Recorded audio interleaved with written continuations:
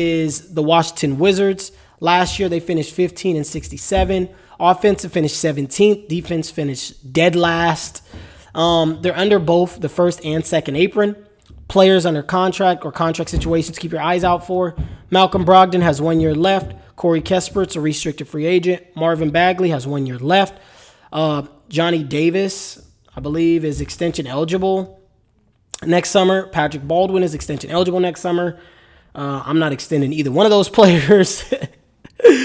Rookie expectation, Alex Sarr, obviously, is who they took with the number 2 overall draft pick. He showed me, honestly, I was kind of concerned about him over the summer. He was playing on the perimeter a lot, taking wild pull-up threes. For me, my expectation is for him to be reeled in by the coach, be reeled in by vets, and I expect him to play a more clean game, I'm hoping. I'm hoping that was just summer league and it wasn't something to that's going to be like that moving forward with Alex Sarr. Bud Carrington, I was really, I thought the trade was fair between Washington and Portland. Portland traded their pick. Washington got Bud. Portland got Denny Advi. But Bud showed me flashes during summer league. I expect at some point, if they get off of Malcolm Brogdon, I expect at some point Bud to get potentially starting, to be honest. He might start. We'll see how he does. But that's somebody to keep your eye on. Another sleeper kid who they draft was Keyshawn George. He has the physical tools. He's kind of a point forward. He's 6'7". I love his jump shot. I love his form. It's very fluid. It's going to be interesting to see what he does. He showed me a little promise during the summer league. And I'm interested to see if he can crack the rotation this year. I think he will, because Washington's not going to be good. So I expect Keyshawn George to get run. So I'll be watching him and Bud and even Alex Sarr's growth. I'll be watching to see what their growth is like this year, because they're going to kind of have a free will to do whatever, Team ceiling, I think they're reaching for Cooper Flagg. I think they're reaching for Ace Bailey. I think they're reaching for Ron Harper Jr. I think they're reaching for VJ Edgecombe. Washington going to probably get a top 5 pick. There's nothing else. There's nothing else to really discuss there. I think so we'll go to my opinion about Washington. I think Washington for sure is a lottery team. The young core, I love Bala Kalabali. Love him defensively. He's great to me, in my opinion. He's a really great defender. Okay, maybe not great yet, but he's really good already. He's a very good defender. I think he's one of the best perimeter defenders that came out of last year's draft. I said that literally in my last podcast from last summer, right when he got drafted. I said that he would be right there. I think he's going to be able to have it, and he showed me this last year that he was able to do that, play great defense. I'm interested to see if offensively what he does this upcoming year. Can he show me more of that?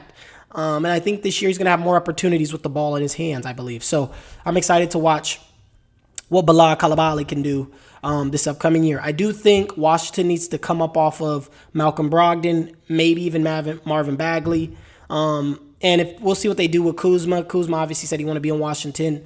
If I'm Washington, I'm shipping him. I'm getting rid of him. Just strip it down. Why hold on to a player like Kuzma? Kuzma has somewhat of value. You probably can get at least 1 first-round pick for Kuzma, maybe 2. But yeah, I would get up off Kuzma. And I expect a better year out of Jordan Poole, too. That's my opinion about Washington.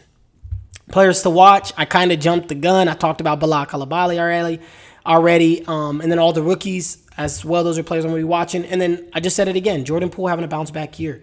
That's something I'll be keeping my eyes on, because I do think he'll have a bounce-back year. I think, obviously, the whole Golden State thing, I think he was still having residue from that. Also adjusting to defenses, kind of scheming more so for him and Kuzma. I think that was a challenge for him as well. So I expect him to slow down and get back on track this season, because what Jordan Poole was last year, he's better than that. He's a better player than that. So that's somebody I'll be watching to see if he can bounce back and kind of, become just a solid player for the Washington Wizards. Washington draft stuff, their draft capital, 1 through 10, they keep it. 11 through 30 goes to New York. They're obviously going to keep their pick. We know that. 2026, 1 through 8, they keep it, or they can swap with Phoenix in 26. 27, they keep their own. 28, they get the more favorable between Washington and Brooklyn. 29, they have their own, and then they get the second most favorable of Portland, Boston, and Milwaukee.